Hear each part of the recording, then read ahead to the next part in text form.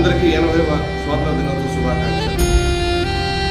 చిన్నారావు అని నేను MPP school దోసంపాడు second grade ఉపాధ్యాయునిగా పనిచేస్తా ఉన్నాను. ఈ స్వాతంత్ర దినోత్సవ సందర్భంగా మనందరం కూడా మన దేశానికి స్వాతంత్రం సంపాదించినటువంటి జాతీయ నాయకులను ఎంతో మందిని ఈ శుభ సందర్భంలో మనం జ్ఞాపకం చేసుకోవాలి. వారు చేసిన త్యాగాలను, వారు చేసిన పోరాటాలను మన జీవితాలకు అన్వయించుకొని మనం ముందుకు సాగాలి. వారిలా మనం ఈ సమయంలో త్యాగాలను చేయాల్సిన అవసరం ఎంతుందో నాకైతే తెలియదు, కానీ నేను ఒకరితో చెప్పగలను. త్యాగం చేయాల్సినటువంటి అవసరం ఈ సమయంలో మనకెవరికీ లేదు. మనం చేయాల్సిందల్లా కూడా ఒక్కటే.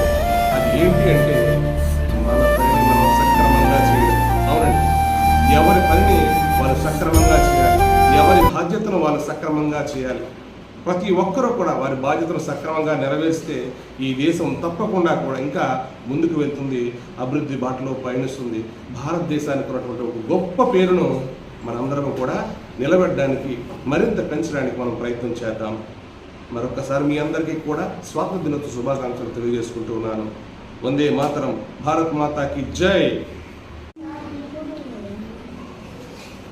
అందరికీ 80వ స్వాతంత్ర దినోత్సవ శుభాకాంక్షలు.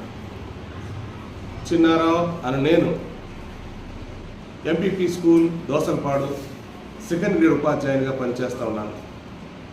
ఈ స్వాతంత్ర దినోత్సవ సందర్భంగా మనందరం కూడా మన దేశానికి స్వాతంత్రం సంపాదించినటువంటి జాతీయ నాయకులను ఎంతో మందిని ఈ శుభ సందర్భంలో మనం జ్ఞాపకం చేసుకోవాలి. వారు చేసిన త్యాగాలను, వారు చేసిన పోరాటాలను మన జీవితాలకు అన్వయించుకొని మనం ముందుకు సాగాలి.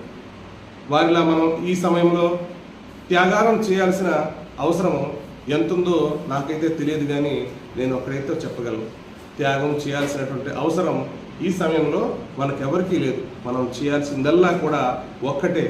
అది ఏంటి అంటే మన పనిని మనం సక్రమంగా చేయడం. అవునండి, ఎవరి పనిని వాళ్ళు సక్రమంగా చేయాలి, ఎవరి బాధ్యతను వాళ్ళు సక్రమంగా చేయాలి. ప్రతి ఒక్కరూ కూడా వారి బాధ్యతను సక్రమంగా నెరవేరిస్తే ఈ దేశం తప్పకుండా కూడా ఇంకా ముందుకు వెళ్తుంది, అభివృద్ధి బాటలో పయనిస్తుంది. భారతదేశానికి ఉన్నటువంటి ఒక గొప్ప పేరును మనందరం కూడా నిలబెట్టడానికి, మరింత పెంచడానికి మనం ప్రయత్నం చేద్దాం. మరొకసారి మీ అందరికీ కూడా స్వాతంత్ర దినోత్సవ శుభాకాంక్షలు తెలియజేసుకుంటూ ఉన్నాను. వందే మాతరం, భారత్ మాతాకి జై.